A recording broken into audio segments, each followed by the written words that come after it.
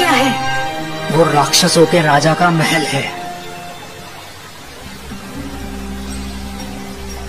अब हमें आगे नहीं जाना चाहिए, नहीं तो ये राक्षस हमें मार डालेंगे। फिर मुबारक कुछ मंत्र पुटपुटाने लगा और एक बड़ा सा घेरा उसने जमीन पर खींचा।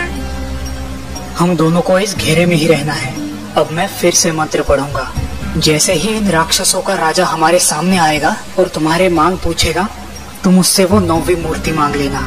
लेकिन याद रखना, गलती से भी इस घेरे के बाहर कदम न रखना, वरना तुम जल के राख हो जाओगे। ऐसा कहकर वो फिर से मंत्र पढ़ने लगा।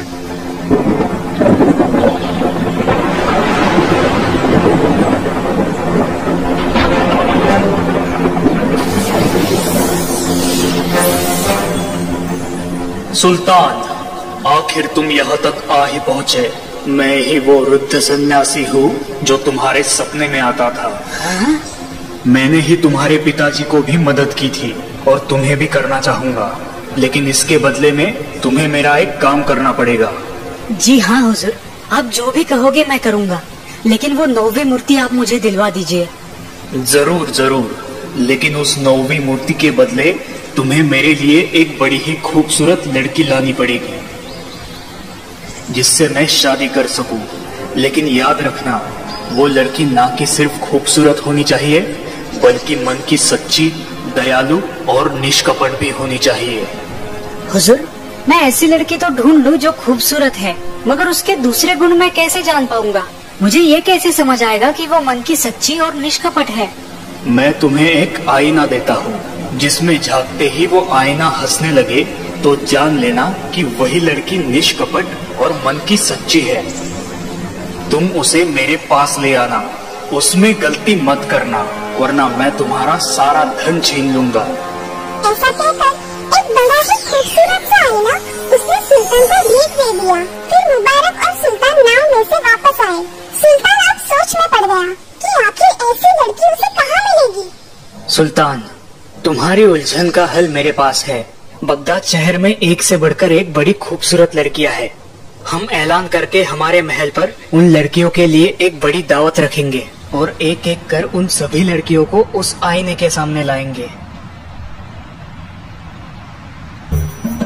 शहर में ऐलान किया गया। इस शहर की तमाम नौजवान और खूबसूरत लड़कियों को ये दावत दी जा रही है। हुजूरे आला मुबारक जी के पास एक बड़ा सा जादुई आईना है, जो इन लड़कियों में से एक सबसे खूबसूरत लड़की को चुनेगा और फिर उसे 10,000 सोने के मोहरे इनाम दिए जाएंगे। अब शहर में बड़ी हलचल मच गई। सभी लड़कियां सज धज कर दावत के लिए आ पहुंची। लेकिन जैसे ही वो आईने के सामने खड़ी होती, आईना जोर जोर से रोने लगता और लड़कियां शर्माकर और घबराकर वहाँ से भाग जाती। धीरे धीरे सभी लड़कियां महल में से मायूस होकर चली गयी। ये आईना तो रोते ही जा रहा है। आईना हंस रहा है, ये कैसे हुआ? वो दोनों दौड़ते हुए उस कमरे में आ पहुँचे। उन्होंने देखा कि उस घर के नौकरानी की लड़की उस आईने के सामने खड़ी है और उसे देख वो आईना जोर जोर से हंस रहा है। मुझे माफ कीजिए हुजूर, इस आईने के सामने आने का मेरा इरादा न था, लेकिन मैं इस कमरे को साफ कर रही थी। मुझे लगा कि इस आईने को भी साफ किया जाए, और जैसे ही मैं इस आईने के सामने आई, ये जोर जोर से हंसने लगा। इसमें मेरी कोई गलती नहीं है, मुझे माफ कीजिए। तुम्हारा नाम क्या है? जुबैदा, मैं यहाँ की नौकरानी नफीजा की बेटी हूँ। सुल्तान, बेटा जिसे हम ढूंढ रहे थे वो तो हमारे पास ही थी। घबराओ मत बेटी, हम तुम्हें इनाम देंगे। जुबैदा की माँ को बुलाकर उसे सारी बात समझाई गई। जुबैदा उनके साथ चलने के लिए तैयार हुई, लेकिन जुबैदा को इस बात का पता न था कि वो उसे एक राक्षस को सौंपने वाले हैं। जुबैदा को साथ लेकर वो उस राक्षस की नगरी की तरफ जाने लगी, लेकिन सुल्तान को ये बात अब बिल्कुल ही पसंद नहीं आ रही थी कि वो एक लड़की को अपने स्वार्थ के लिए एक राक्षस को सौंप रहा है।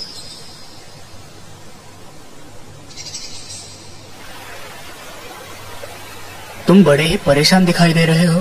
चाचा जान, ये लड़की बड़ी ही भोली और नेक है, क्या उसको राक्षस को सौंपना ठीक रहेगा?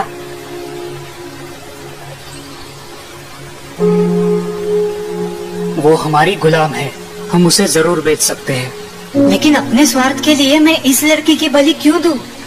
क्योंकि तुमने यही वचन उस राक्षस को दिया है। अपना वचन निभाओ, वरना वो राक्षस तुम्हारा सर्वनाश कर देगा।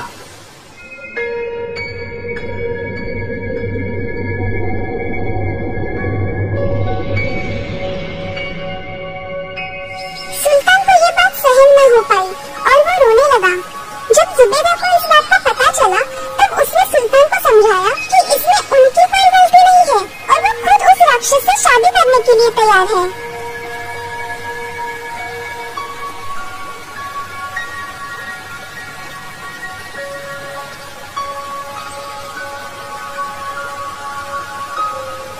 अब वो उस महल के पास आ पहुंचे। मुबारक ने मंत्र पढ़े और राक्षसों का राजा उनके सामने आ खड़ा हुआ। सुल्तान, तुमने अपना वचन पूरा किया। मैं तुम पे बड़ा ही खुश हूँ। अब घर वापस जाओ, तुम्हें वो 9वीं सबसे मूल्यवान मूर्ति मिल जाएगी। सुल्तान ने जुबैदा को उस राक्षस को सौंपा। सुल्तान बड़ा ही मायूस होकर घर लौट आया।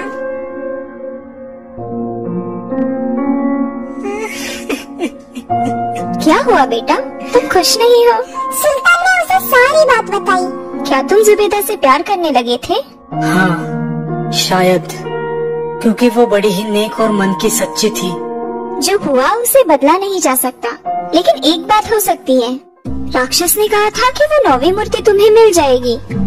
तो अब हम नीचे जाके देखते हैं कि क्या उसने अपना वचन निभाया है, और अगर उसने अपना वचन निभाया होगा तो हम वो मूर्ति उसे वापस कर देंगे और उसके बदले में हम उस लड़की को उससे छुड़ा लेंगे। सुल्तान को ये बात पसंद आई। वो दोनों नीचे उस कमरे में पहुँचे। हाँ?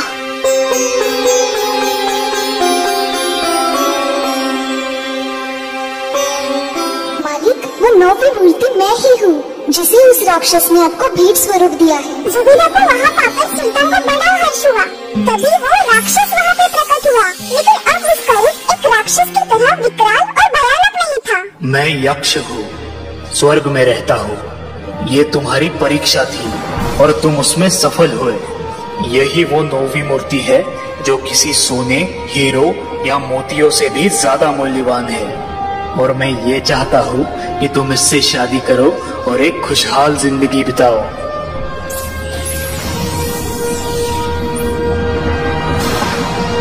हाँ तो बच्चों, आपको ये कहानी कैसी लगी? अगर आपको ये कहानी अच्छी लगे तो इसे लाइक, शेयर एंड सब्सक्राइब करना मत भूलना। अल्लाह हाफिज।